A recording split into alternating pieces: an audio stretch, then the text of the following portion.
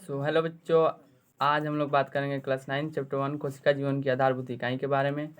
Cell the fundamental unit of life chapter 1 class 9।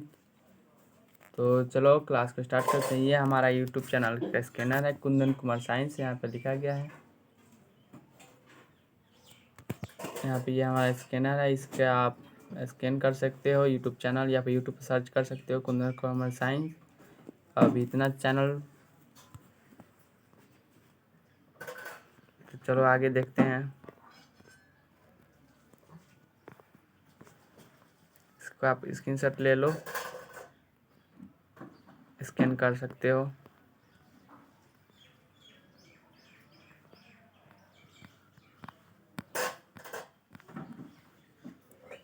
ये रहा हम लोगों का नोट्स जिससे हम लोग पढ़ेंगे, और यह नोट्स आपको टेलीग्राम चैनल पर मिल जाएगा।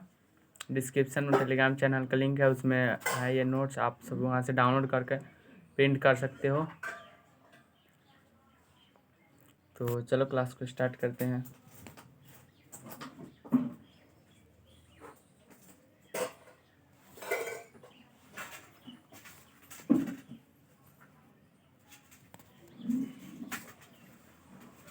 हम लोग का चैप्टर का नाम ये है, कोशिका जीवन की आधारभूत इकाई। तो यहाँ पे हम लोग सबसे पहले जानेंगे जीव विज्ञान के परिचय के बारे में। आखिर जीव विज्ञान क्या होता है, यह किन शब्दों से मिलकर बना होता है, इसका इतिहास क्या है, इसके क्या टाइप हैं, इसकी क्या शाखाएं हैं, प्रकार क्या हैं। तो चलो हम लोग देखते हैं। सबसे पहले हम लोग देखेंगे जीव विज्ञान का परिचय।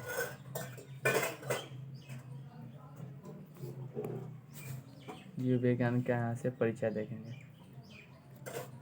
जीव विज्ञान के यहाँ पे अर्थ लिखा गया है। जीव विज्ञान विज्ञान की वह शाखा जिसमें जीवन और जीवों का अध्ययन किया जाता है। यह ग्रीक भाषा के दो शब्दों से मिलकर बना है। बायोस जिसका अर्थ है जीवन यानी लाइफ, और लोगोस जिसका अर्थ है अध्ययन यानी स्टडी। इस प्रकार जीव विज्ञान का शाब्दिक अर्थ जीवन का अध्ययन हो सकता है।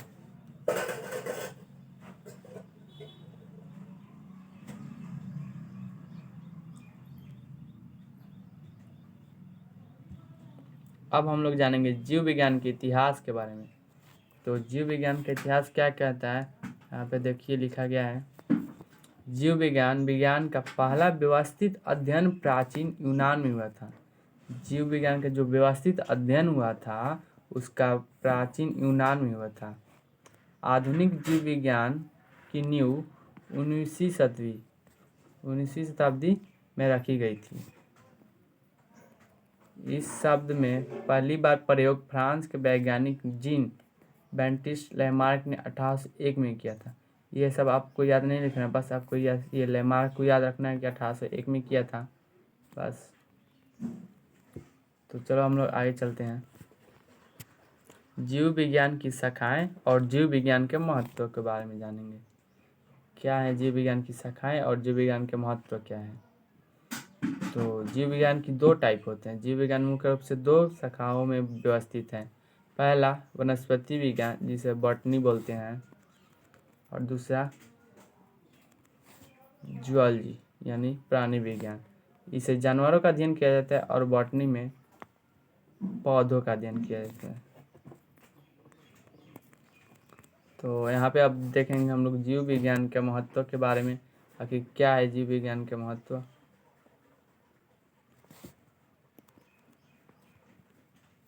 जीव विज्ञान का अध्ययन न केवल हम जीवन की गहराई से समझने में मदद करते हैं, बल्कि यह हमें विभिन्न रोगों के उपचार, पर्यावरण संरक्षण, नई जैव प्रौद्योगिकी के विकास में भी सहायक होता है। इस प्रकार जीव विज्ञान एक महत्वपूर्ण और व्यापक शाखा है जो हमारे जीवन से सीधा संबंध रखती है। इस सबसे क्वेश्चन, इधर से कुछ क्वेश्चंस नहीं आएंगे, बस ये आपके जनरल नॉलेज के लिए है, इन्फॉर्मेशन है, ताकि आप सब बस आपको नॉलेज हो। यहाँ से हम लोगों का मेन जो चैप्टर है वो शुरू होता है। यहाँ पे कोशिका का परिचय, क्योंकि हमारे चैप्टर्स का नाम भी है कोशिका, तो हम लोगों का कोशिका के परिचय के बारे में सबसे पहले जानेंगे। आखिर कोशिका क्या है। तो यहाँ पे लिखा गया है कोशिका सभी जीवों की आधारभूत संरचनात्मक और क्रियात्मक इकाई है। ये आपके NCERT जो बुक है NCERT उसमें भी लिखा गया है कि आखिर कोशिका जीवन की आधारभूत इकाई संरचनात्मक इकाई है, ये उसमें लिखा गया है। और इसमें देखिए यहाँ पे क्या लिखा गया है, कोशिका के रूप, आकार और संख्या में बहुत भिन्नता होती है। मतलब कि बहुत अलग अलग विभिन्न प्रकार की कोशिकाएं होती है जिनके साइज मतलब आकार में विभिन्नताएं होती है। सो यहाँ पे देखेंगे कोई, आपको पता है कि कोशिका का कोई निश्चित आकार नहीं होता, कोई ऐसे गोल, ये ऐसे कुछ अलग अलग टाइप के हो सकती हैं कोशिकाएं।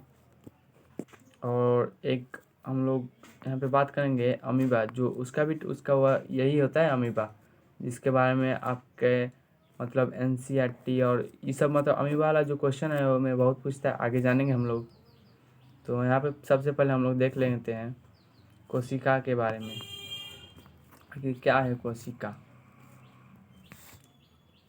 यहाँ पे देखेंगे कोशिका, एक कोशिकीय जीव क्या है और बहुकोशिकीय जीव क्या है। तो सबसे पहले हम लोग जानेंगे एक कोशिकीय और बहुकोशिकीय के बारे में। तो सबसे पहले यहाँ पे लिखा गया ऐसा जीव जिनका शरीर केवल एक कोशिका से बना होता है। मतलब ऐसा जीव जिनका शरीर केवल एक कोशिका से बना होता है उसे एक कोशिकीय जीव कहते हैं। जैसे एग्जाम्पल में अमीबा जो है उसका सिर्फ एक कोशिका से बना होता है। वह आपको ये पता होना चाहिए कि यह अमीबा जो है इसका अगर यह विभाजन करेगा, डिवाइड होगा जब, तो यह ऐसे एक दो बना लेगा और यह आलिंगिक जनन करता है। सब आगे जानेंगे हम लोग, बस आपको यहाँ पे याद रखना है ऐसा जीव जिनका शरीर केवल एक कोशिका से बना था उसे एक कोशिकीय जीव कहते हैं। और इसका एग्जाम्पल हो सकता है अमीबा, पैरामीशियम और यूग्लिना। और यहाँ पे जानेंगे बहुकोशिकीय जीव के बारे में कि क्या होती है बहुकोशिकीय जीव। ऐसा जीव जिनका शरीर अनेक कोशिकाओं से मिलकर बनाता है उसे बहुकोशिकीय जीव कहते हैं। उदाहरण के लिए मानव, पेड़, कुत्ता।